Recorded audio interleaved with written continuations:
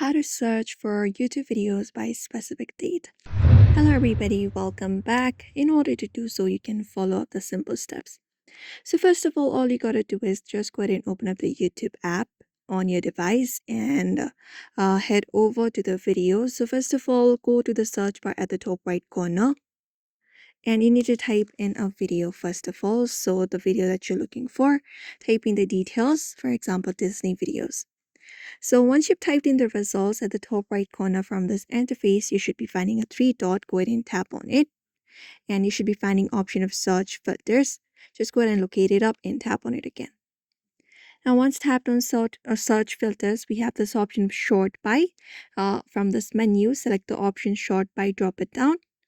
And you need to select the option of upload date and tap on it.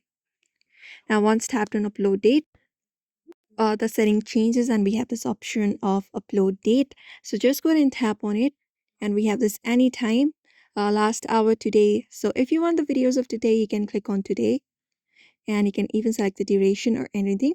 After that, click on apply, and once that is done, it will search the videos by today. So this is how you basically look out for the date oriented videos on YouTube. So I hope this video was helpful. Give it a thumbs up and subscribe for more tips and tutorials.